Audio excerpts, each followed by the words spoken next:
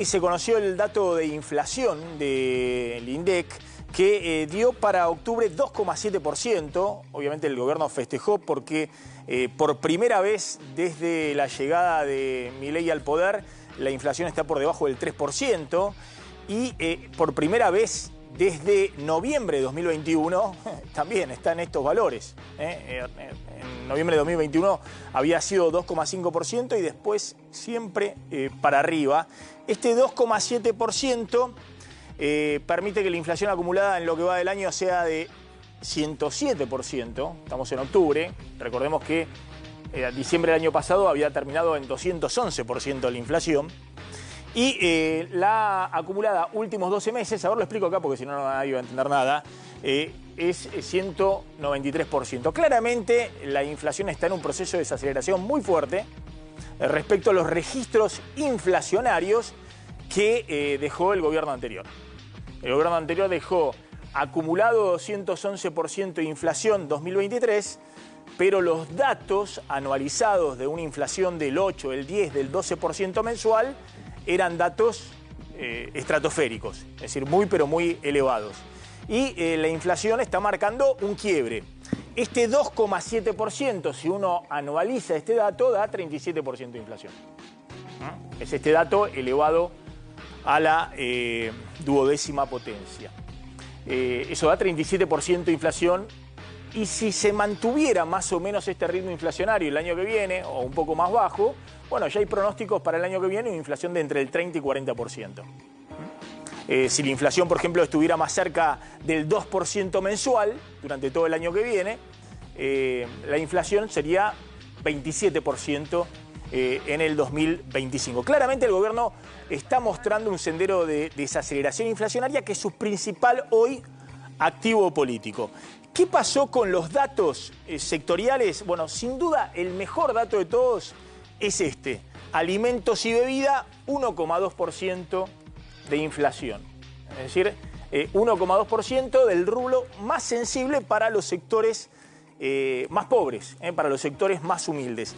Y esta es una economía que está teniendo 2,7% de inflación mensual, pero cuando todavía se siguen acomodando precios relativos, es decir, cuando todavía hay aumentos, por ejemplo, electricidad, gas, agua y demás, que vienen muy por arriba del promedio, 5,4% en octubre, porque todavía hay precios atrasados, básicamente servicios públicos y servicios privados, que el gobierno sigue acomodando. Rápidamente, el dato de inflación, la placa siguiente, marca entonces 2,7% en octubre.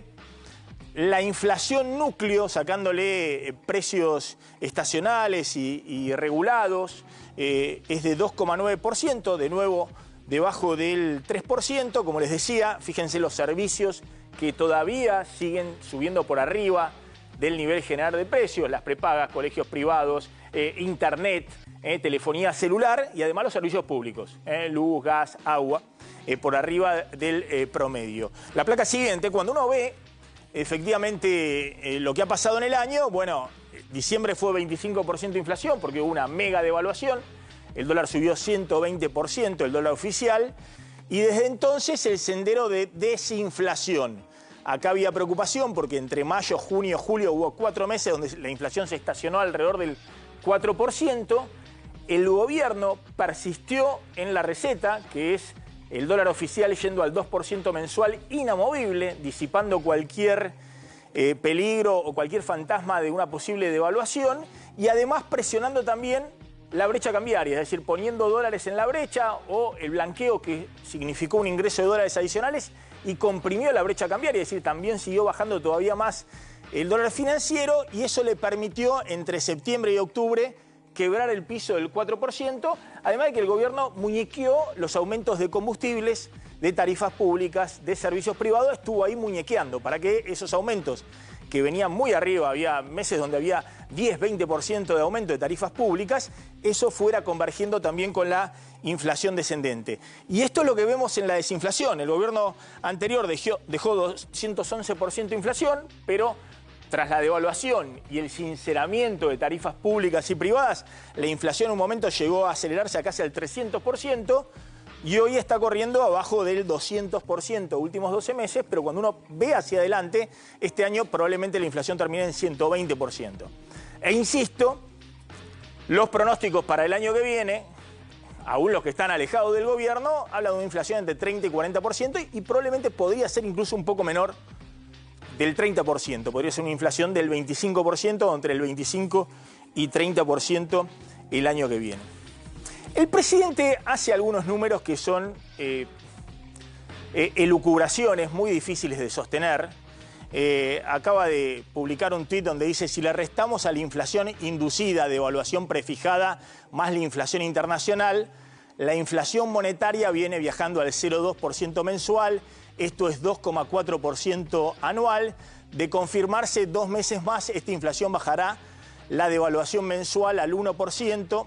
Bueno, elucubraciones, es decir, eso que dice el presidente, la inflación inducida, la inflación es siempre y en todo lugar un fenómeno monetario. Entonces, ¿qué tiene que ver el 2% de la devaluación mensual? ¿Qué tiene que ver la inflación internacional? Lo que está haciendo el presidente es el cálculo de lo que se llama la inflación en dólares.